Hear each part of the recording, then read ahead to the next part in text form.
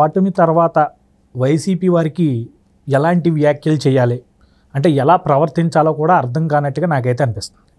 అయితే జగన్మోహన్ రెడ్డి గారు ఇటీవల చేసిన ఛాలెంజ్లు పక్కన పెడితే తాడిపత్రి చంద్రశేఖర్ అంట ఆయన ఏమంటున్నాడంటే అన్నా క్యాంటీన్లో 5 రూపాయలు పెట్టి భోజనం పెడుతున్న తీరుని భిక్ష, ప్రజలకి భిక్ష వేస్తున్నారు, 5 రూపాయలు అన్నా క్యాంటీన్ భోజనం అనేది ఓ భిక్ష, దాన్ని మళ్ళీ గవర్నర్తో ప్రశంసించుకోవడం అనేది హాస్యాస్పదంగా ఉంది అని చెప్పి ఆయన చెప్తున్నాడు.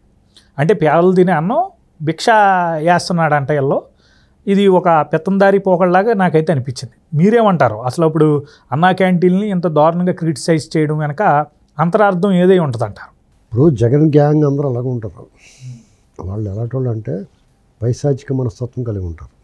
అది ఎవడన్నా కానీ అన్నా క్యాంటీన్ అనేవి దాని ఉద్దేశం ఏంటంటే ఆ తరహా పథకం అన్ని చోట్ల సక్సెస్ అయింది. తెలంగాణలో కూడా పెట్టారు, కేసీఆర్ గారు గవర్నమెంట్లో పెట్టాడు, తర్వాత మన రేవంత్ రెడ్డి గారు కంటిన్యూ చేస్తున్నాడు. ఇళ్ళలాగా ఎక్కువ చోట్ల కాకుండా వాళ్ళు పెట్టారు.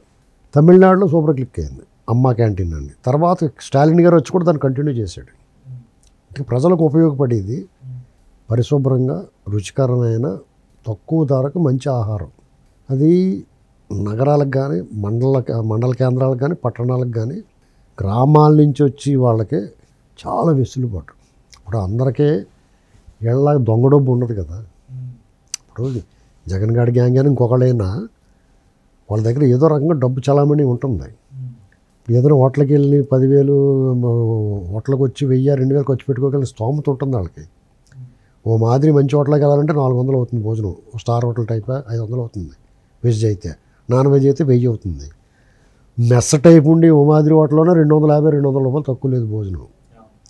టిఫిన్ చేసినా 200 అయిపోతుంది మనిషికి.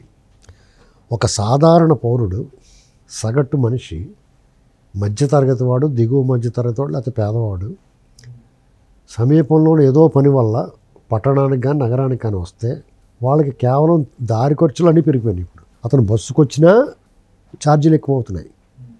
సొంతంగా వాహనం మీద బైకో లేకపోతే మోపిడ్ లాంటి తీసుకొచ్చినా పెట్రోల్ ధరలు ఎక్కువ ఉంటున్నాయి. 120 రూపాయలు కదా పెట్రోల్. ఇలాంటి పరిస్థితుల్లో అతనికి ఇది అదనపు భారం కాకుండా తిండి ఖర్చు ఉంటుంది కదా. టిఫిన్ చేయాలి, పొద్దున్నే వచ్చాడు ఇంకో టిఫిన్ చేయాలి, మధ్యాహ్నం భోజనం చేసి అప్పుడు ఇంటికి వెళ్తాడు.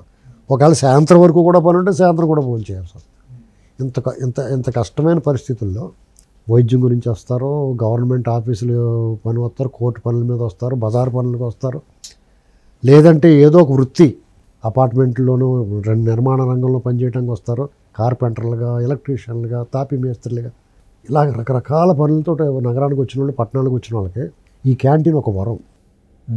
అన్నా క్యాంటీన్ అన్న ఇచ్చిన వరం.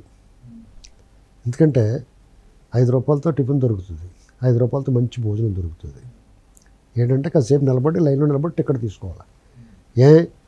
మీరు చాలా పెద్ద హోటల్స్ మల్టీ క్యూజిన్ రెస్టారెంట్లకు వెళ్తే ఊరికినే పెట్టి చోట కంటే కూడా ఎక్కువ జనం ఉంటున్నారు. అక్కడ అందరిని కూర్చోబెట్టి టోకెన్లు ఇస్తారు, లైన్లో కూర్చోబెట్టి సిగ్గు లేకుండా వెయిట్ చేస్తున్నారు జనం, ఏదో ఊరినే పెడుతున్నట్టు.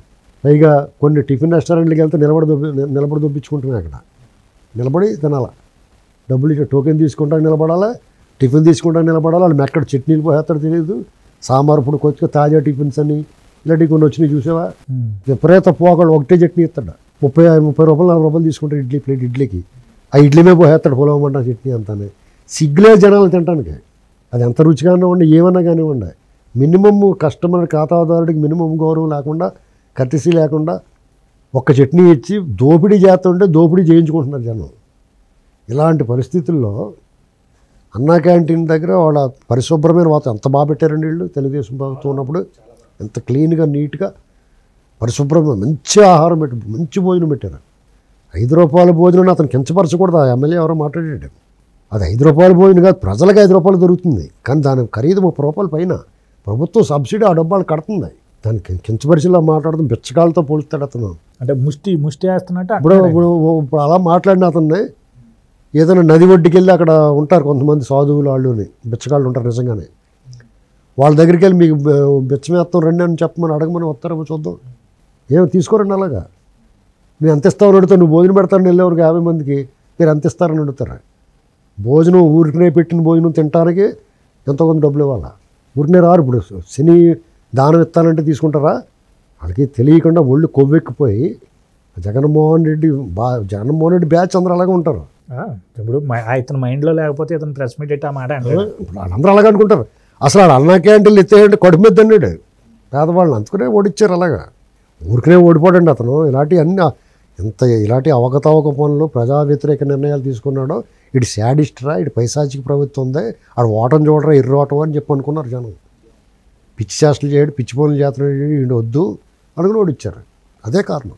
అంటే ఇప్పుడు అన్నా క్యాంటీన్ బెగ్గర్స్ని చేస్తున్నాను అంటున్నా, మరి ఆ మాటని ఏమంటారు? అంటే ఇప్పుడు అది ఈడు అంటే ముష్టేసి ప్రజలను బెగ్గర్ను చేస్తున్నారా అని చెప్తున్నాడు కదా. చాలా కఠినంగా మాట్లాడాడు అతను, అవమానించాడు ప్రజలు క్షమాపణ చెప్పాలి అతను బహిరంగంగా. ఇప్పుడు సంక్షేమం చేస్తున్నారు, బిస్కెట్ చేస్తున్నారు అన్న దాన్ని కూడా నేను ఒప్పుకోను. అది వాళ్ళ హక్కు, సంక్షేమం చేసి తీరాల. ప్రజలకి, పేద ప్రజలకి, వాళ్ళని మిగతా సమాజంతో పాటు ఆర్థికంగా ఇబ్బంది పడే వాళ్ళని ఆర్థికంగా స్థితిమంతులతో సమానం చేయాలంటే నువ్వు దాన్ని లెవెల్ చేయాలా. ఇప్పుడు వాళ్ళకి ఆ ఖర్చు తగ్గించడం. ఇప్పుడు రాజమండ్రియో లేకపోతే కాకినాడో లేకపోతే పట్టణ విజయవాడ, మంగళగిరో లేకపోతే ఏదో పట్టణానికి వచ్చేవాడికి, అలాగే ఈ రాష్ట్రంలోని అనేక నగరాలు ఉన్నాయి, పట్టణాలు ఉన్నాయి, ఆ పక్క నుంచి గ్రామాల నుంచి వచ్చేవాడికి నెలకో 10 సార్లు పని పడుతుంది అనుకో, 10,000 1000 కలిసి వచ్చినట్టే ఇది ఉంటే. కాబట్టి వాళ్ళందరూ కూడా వాళ్ళ చేతులు ఎత్తి మొక్కారు. ఓట్లు వేయలేదు, ఓడిపోయారంటే దానికి అనేక కారణాలు ఉన్నాయి. ఈసారి ఇంక వదులుకోరు. అర్థమైందా? మళ్ళీ జగన్మోహన్ రెడ్డి దరిదాపులో ఇలాంటి మాటలు మాట్లాడితే అసలు కొడతారు కూడా ఉన్నాయి.